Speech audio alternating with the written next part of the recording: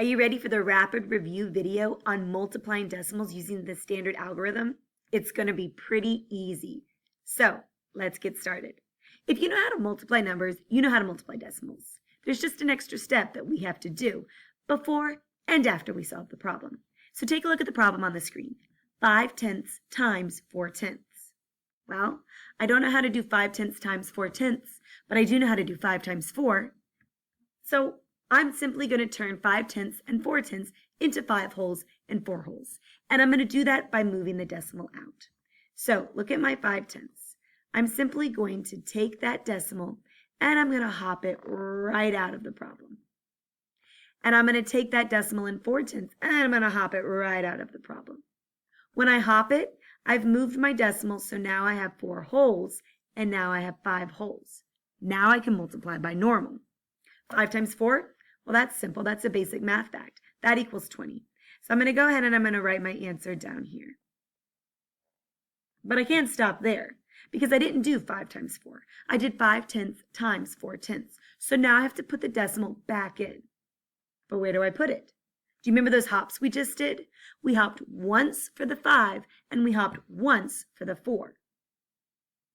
Well, if we took 2 hops out, we've got to take 2 hops back in. So in the number 20, whole number, we know that the decimal's at the end right here.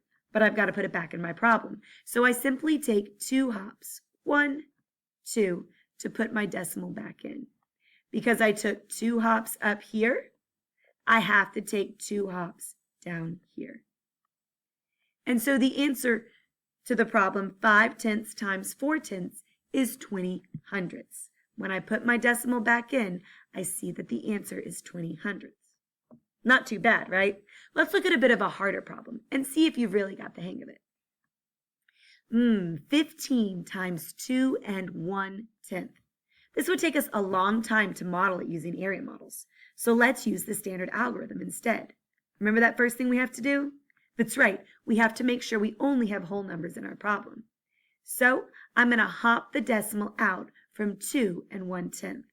If I take 1 hop, then I no longer have any decimals in my number because 15 is already a whole number without any decimals. So now it's just like I'm doing 15 times 21. Let's use the standard algorithm to solve. 1 times 5 equals 5. 1 times 1 equals 1.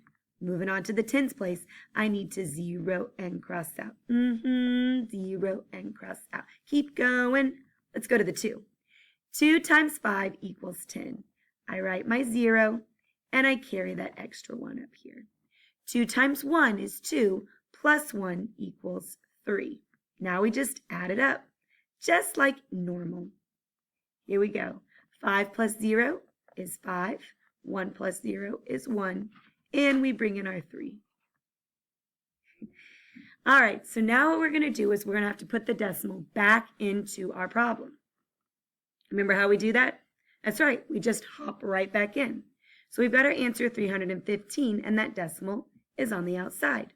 We simply take 1 hop, whoop, and we put our decimal right back in.